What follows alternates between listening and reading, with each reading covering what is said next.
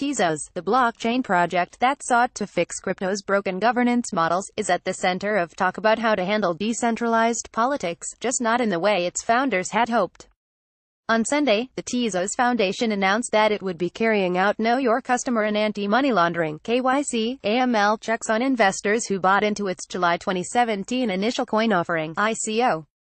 At that time, investors, who the foundation calls contributors, were not asked to provide any personally identifiable information when they bought $232 million worth of its crypto tokens, dubbed Tezos, XTZ, making Tezos the largest ICO ever completed up to that point. But now, as the blockchain industry has matured, it has become best practice to verify that contributors meet basic KYC, AML criteria, the Tezos Foundation announcement said. A third-party, US-based TokenSoft, is handling the checks, and according to one Reddit user who said they'd completed the KYC, AML compliance, the check asked for a name, phone number, address, government-issued ID and a selfie. This news has enraged many investors. If they wanted to do KYC, AML compliance, they should have said so as part of the initial offer, wrote one Reddit user in response to the announcement. Changing the deal after the sale has been completed for months is bad business, no matter how they try to dress it up. Part of the frustration is likely that this is just the latest obstacle standing between Tezos investors and their tokens. The blockchain launch, which would unlock the tokens for investors, was delayed for months after a spat between Tezos founders, Arthur and Kathleen Brightman, and Tezos Foundation president Johan Gavras broke out less than 3 months after the ICO. Yet, even after the Brightmans' seeming victory, with Gavras stepping down from the foundation in February, there wasn't an immediate launch of the blockchain. As such, investors have been waiting for over a year since Arthur Brightman wrote, in May, before the token sale, that an early 2018 launch was entirely within the realm of possibility, if it even took that long. And although Tezos' current timeline for the beta launch is set by the end of the second quarter 2018, with the new KYC, AML process, some investors who are unable to complete the verification or refuse to now worry they won't ever receive their Tezos. And with that, some investors are getting quite irritated. Echoing a common sentiment, in terms that weren't even especially hostile, one Reddit user said, "Just refund our goddamn money, best practice." CoinDesk reached out to the Tezos Foundation asking about refunds of investors' Bitcoin and Ether, but did not receive a clear response. Instead, a spokesperson said the foundation would follow blockchain ecosystem and industry best practice in carrying out the KYC, AML checks. Neither the announcement nor an accompanying FAQ explained what would happen to investors' funds if they did not complete the checks.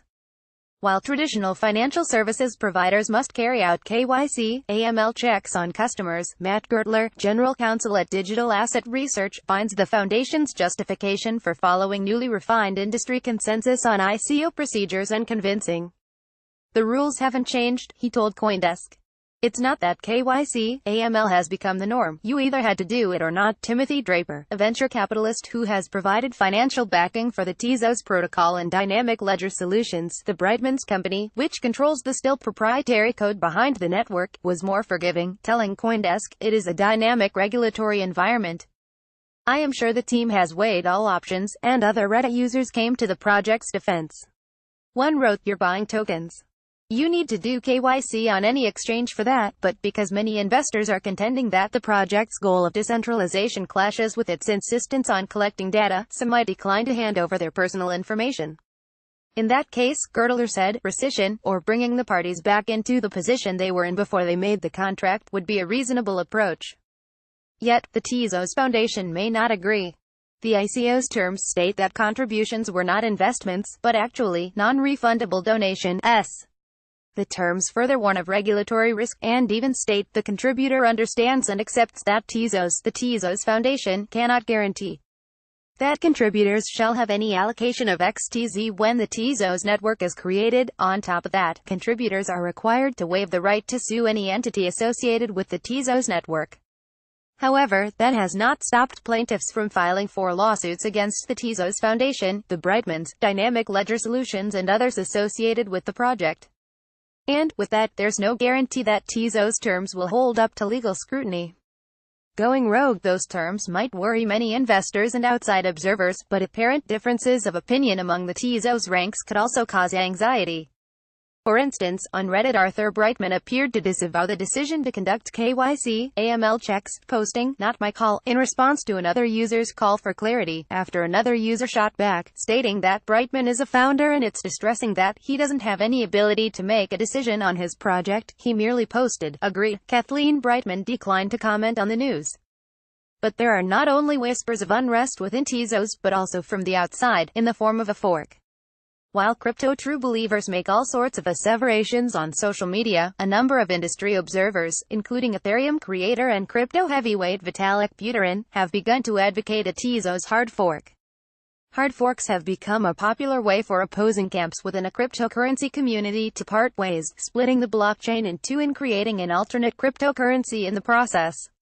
"This seems backwards," Buterin wrote on Twitter, adding, "Why can't third parties just run a script to scan the BTC, ETH blockchains, see how much everyone contributed, calculate how much XTZ everyone should get, and generate the Genesis block without Tezos co-involvement?"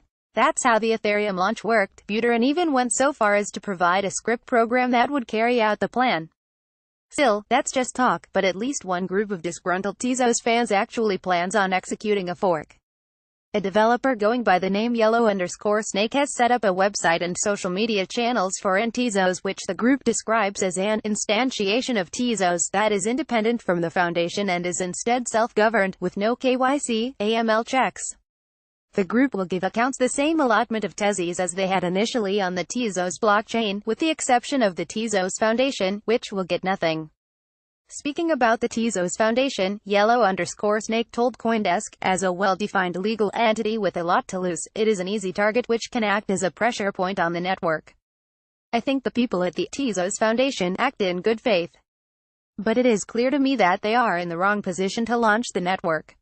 He continued, "This is what Tezos is aiming for, an independent and self-governing network of computers running the Tezos software. Still, the group, and any others that are interested in forking off the original blockchain, will likely have to wait till the beta launch, since unlike many blockchain-related projects, Tezos code is under Dynamic Ledger Solutions control, to be released as open-source software after the launch."